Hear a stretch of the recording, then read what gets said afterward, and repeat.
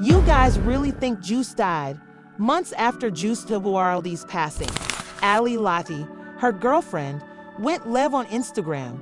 Have you heard about that? I'm sure you're mistaken. The federal government would later produce an updated official file on his life that included many new and intriguing details. For instance, on December 8, 2019, Juice and his fiancée Ali Stilmer went through security before taking a private jet to Chicago.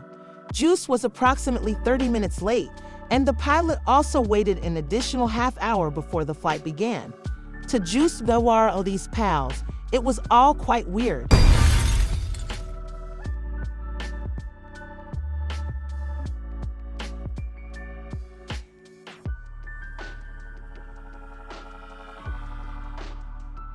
The pilot, who boarded the aircraft first, was reportedly waiting for Juice WRLD and his group to arrive, according to officials.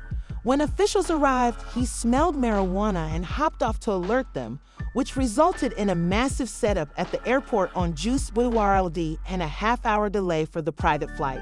Because the pilot had 2 guns in Ali Lati's handbag along with high-capacity magazines and numerous other materials, many people, including Ali L herself, thought he was responsible for Juice WRLD's demise. Everything went according to plan while in the air, but his entire crew turned off aircraft mode when they arrived in Chicago, as they were allowed to do. At the airport, with 5 minutes left in the flight, Juice's staff, ready to come fetch him, began dousing him with juice. The World Security phone warned, "Be careful when you land, because there is a huge setup."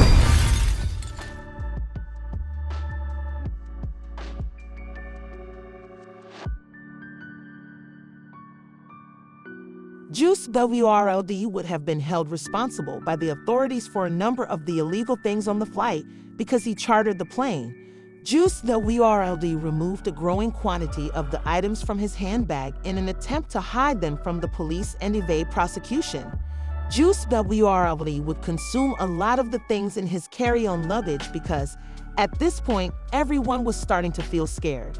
Juice WRLD's exact punishment is unknown, but internet lawyers believe he could have received a sentence of up to 20 years in prison for using a private plane to transfer 70 pounds of drugs across the United States while in possession of 2 illegal firearms. Anyone would have been nervous to hear that information, and Juice WRLD's pulse raced.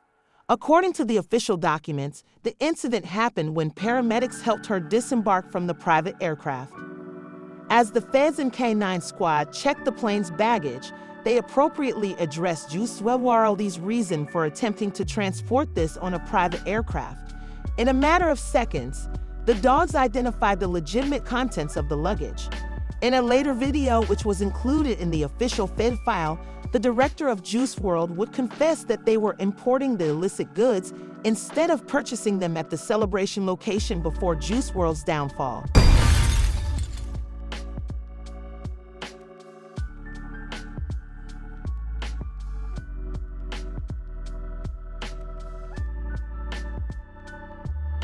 Later, the rapper's 2 security guards were taken into custody for bringing guns into the airport. The Juice WRLD photojournalist was also taken into custody after being accused of a minor handgun infraction. Juice, or one of the security guards, apparently had a weapon that was used against him. During the course of the investigation, Rubber Boot would claim that the pilot of the aircraft was ultimately responsible for Juice WRLD's death, accusing the pilot of turning snitch. Police knew Juice WRLD would use this aircraft to transport pounds of illegal drugs. Was this all connected to Ali's several trafficking cases, or was it all part of Juice WRLD's strategy to gradually distance itself from the public? Juice WRLD fake would be listed on a separate page in the federal government's records. In my tweet, my goal is to get overly famous.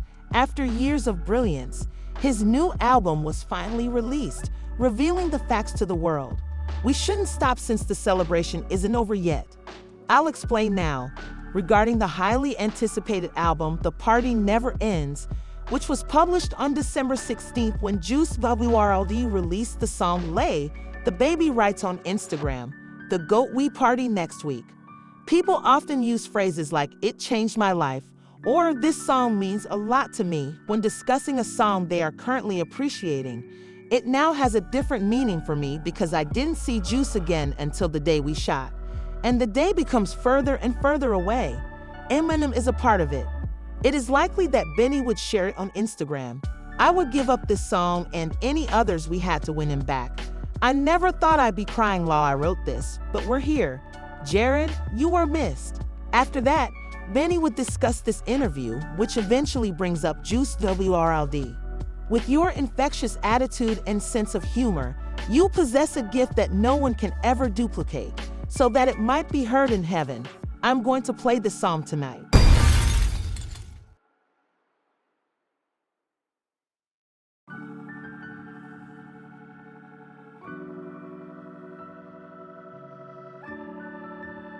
But the final point that refutes the notion that Juice WRLD is still alive is Eminem's passion for the band. He would specifically mention that Juice had a big influence on his hour-long freestyle.